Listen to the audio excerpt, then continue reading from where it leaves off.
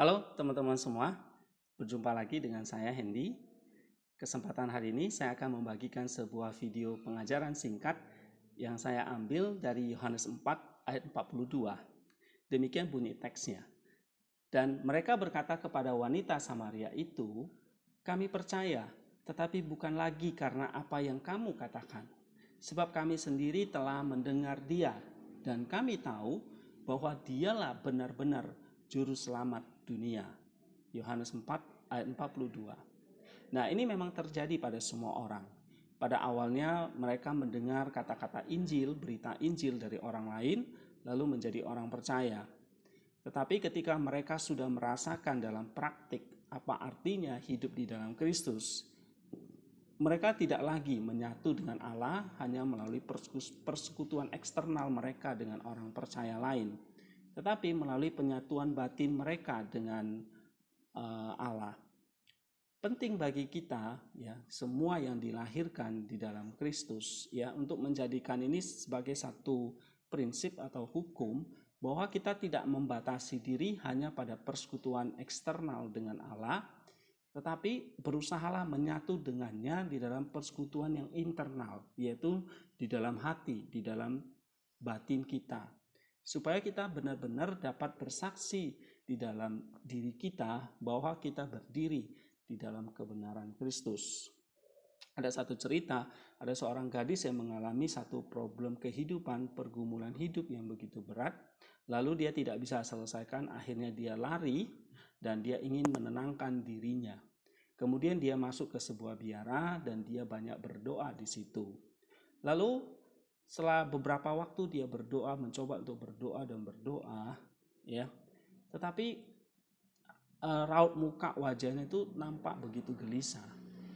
Lalu suatu saat datang seorang biarawati bertanya kepada gadis itu, mengapa kamu selalu gelisah? Ya, kamu selalu mengucapkan kata-kata doa setiap hari di sini.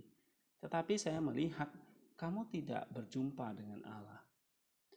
Lalu gadis itu menceritakan apa yang terjadi pada hidupnya.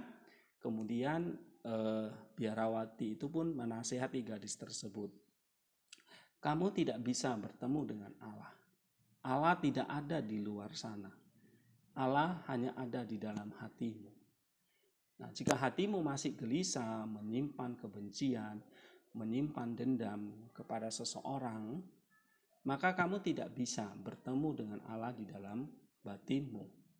Oleh sebab itu, kamu harus selesaikan masalahmu dulu dengan orang tersebut.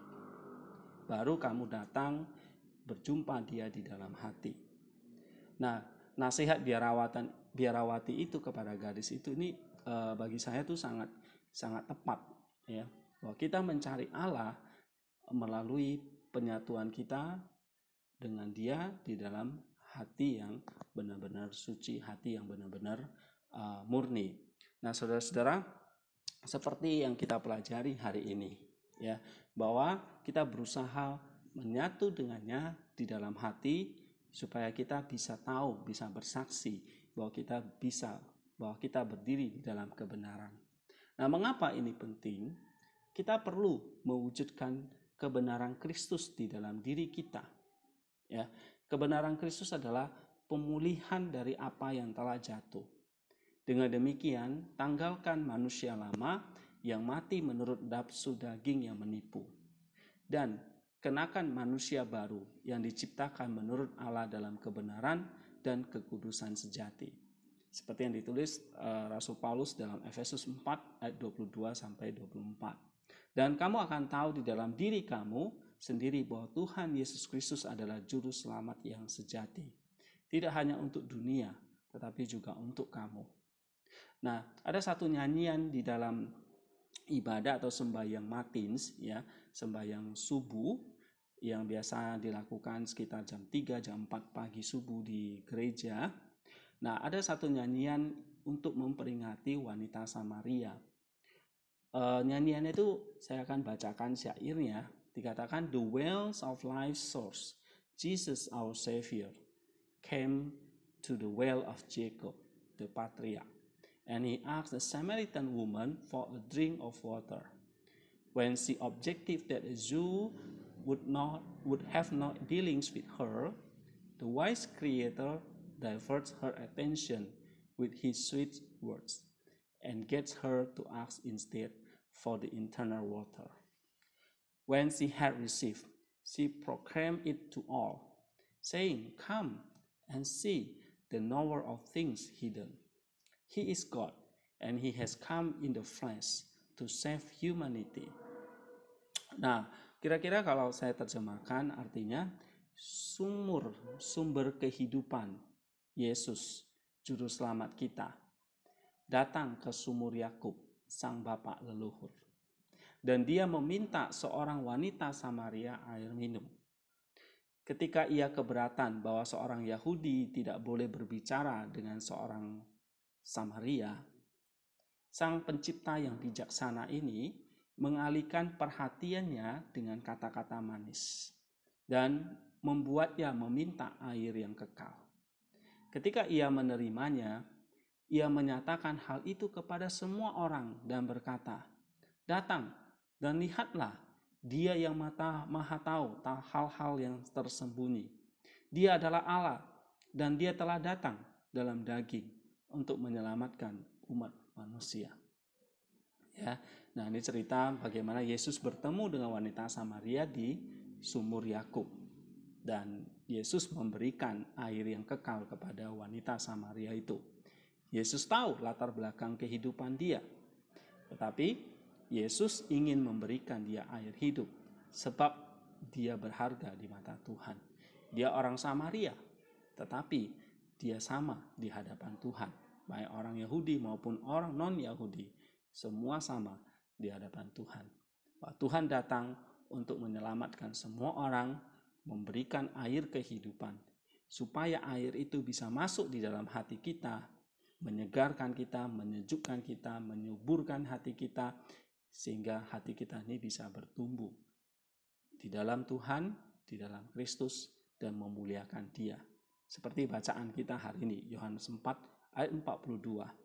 Ya, kita perlu air yang kekal itu. Kita semua mungkin di sini seperti wanita Samaria yang begitu banyak melakukan kejahatan, dosa, bahkan dosa-dosa yang sering kita sembunyikan, yang orang lain tidak tahu. Tetapi kita semua harus tanggalkan itu, datanglah kepada sumur Yakub, air yang kekal itu, dan Tuhan akan mengubah air Yakub, sumur Yakub itu menjadi air yang kekal buat kita. Ya, wanita Samaria itu menerimanya dan kemudian dia bersuka cita dan dia memberitakan itu kepada semua orang. Datang dan lihatlah, dia yang maha tahu hal-hal yang tersembunyi. Dia adalah Allah, dia telah datang dalam daging untuk menyelamatkan umat manusia. Nah, puji Tuhan bahwa Yesus datang untuk menyelamatkan kita. Datang dan lihatlah dia, kecaplah dan rasakan manisnya air kehidupan itu. Nah, saudara-saudara, ada satu perkataan dari Saint Anthony the Great, ya, salah seorang bapak padang gurun, ya, bagaimana kita harus menghidupi kebenaran Kristus di dalam hidup kita. Abah Anthony menasihatkan murid-muridnya untuk berlatih merenungkan tanpa henti apa yang dikatakan oleh Rasul Paulus. Dalam Efesus 4 ayat 26 dikatakan, "Janganlah matahari terbenam sebelum padam amarahmu." Nah, perkataan ini katanya mengatur setiap perintah yang sama. Tidak hanya matahari terbenam untuk menghentikan amarah, tetapi juga ditimpakan pada dosa yang lain. Dosa apapun itu. Ini hal yang bagus dan diperlukan agar matahari tidak menghukum kita karena kejahatan yang kita lakukan selama siang hari, atau bulan menghakimi kita atas dosa yang kita lakukan di malam hari, atau segala jenis pikiran juga, kata Saint Anthony. Agar latihan ini bisa menyelamatkan kita, maka sangat baik untuk merenungkan perkataan Rasul Paulus. "Ujilah dirimu sendiri, apakah kamu tetap tegak di dalam iman. Selidikilah dirimu." 2 Korintus 13 ayat 5. Setiap hari, oleh karena itu biarkan setiap orang menyelidiki hal-hal yang telah dilakukannya di siang hari dan di malam hari, dan jika dia telah berdosa, biarkan dia berhenti. Jika dia tidak berdosa, janganlah dia bermegah. Sebaliknya, biarkan dia terus melakukan apa yang baik dan tidak menjadi lalai. Jangan biarkan dia menghakimi sesamanya atau membenarkan dirinya sendiri. Seperti yang Rasul Paulus katakan, karena itu janganlah menghakimi sebelum waktunya, yaitu sebelum Tuhan datang. Ia akan menerangi juga apa yang tersembunyi dalam kegelapan, dan ia akan memperlihatkan apa yang direncanakan di dalam hati. Maka tiap-tiap orang akan menerima pujian dari Allah. 1 Korintus 4 ayat 5. Seringkali kita sendiri tidak menyadari apa yang kita lakukan. Kita tidak tahu. Tetapi Tuhan memahami segalanya. Ketika kita akan menghakimi satu sama lain, maka ingatlah, bertolong-tolonglah menanggung bebanmu. Demikianlah kamu memenuhi hukum Kristus. Galatia 6 ayat yang kedua. Kemudian saya Anthony melanjut lagi. Mari kita periksa diri kita sendiri dan cepatlah mengisi apa yang kita kurang. Biarkan sistem pengamatan ini meyakinkan kita untuk tidak berbuat dosa. Marilah kita masing-masing mencatat dan menuliskan perbuatan dan gerakan jiwanya seolah-olah kita akan melaporkannya pada satu sama yang lain. Yakinlah bahwa jika kita benar-benar malu ketika orang lain tahu hal-hal ini, kita akan berhenti berbuat dosa dan bahkan berhenti berpikir yang jahat sama sekali. Siapa yang ingin dilihat orang lain ketika dia sedang berbuat dosa? Siapa yang setelah berdosa tidak berbohong dan ingin melarikan diri tanpa ketahuan? Sebab itu, jika kita menuliskan pikiran kita seolah-olah kita akan melaporkannya satu sama lain, kita akan menjaga diri ini menjauh dari pikiran kotor. Ya, sekali lagi, jika kita menuliskan pikiran kita seolah-olah kita akan melaporkannya satu sama lain, kita akan menjaga diri ini menjauh dari pikiran kotor, malu karena orang lain membacanya. Jadi, kata Saint Anthony, biarkan praktik menulis ini menggantikan mata sesama kita. Kita menjadi malu karena dosa-dosa kita ditulis dan terbaca. Dan kita tidak akan berpikir tentang dosa di dalam hati kita sama sekali. Jika kita saling membentuk dengan latihan seperti ini, kita akan bisa membuat tubuh ini menjadi hamba kebenaran dan menyenangkan Tuhan, sementara kita juga menginjak-injak penipuan si musuh, yaitu si iblis. Nah, saudara-saudara, satu latihan spiritual yang penting bagi kita. Ingatlah bahwa apa yang setiap kita katakan, kita ucapkan, kita lakukan, itu semua tercatat di dalam hati kita, bahkan juga tercatat oleh Allah yang di atas, ya. Dan suatu saat kita akan dibukakan semua segala kebaikan dan kejahatan kita. Jadi alangkah baiknya kita juga menuliskan itu dan seolah-olah kita akan melaporkannya kepada orang lain, bahkan kepada Tuhan. Sehingga kita punya rasa malu kalau kita akan berbuat dosa, ya, dan kita punya kekuatan untuk melawan itu.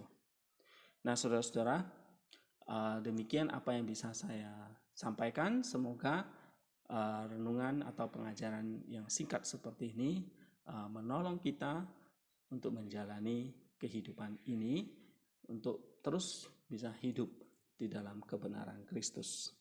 Amin. Thank you. Sampai jumpa pada video berikutnya.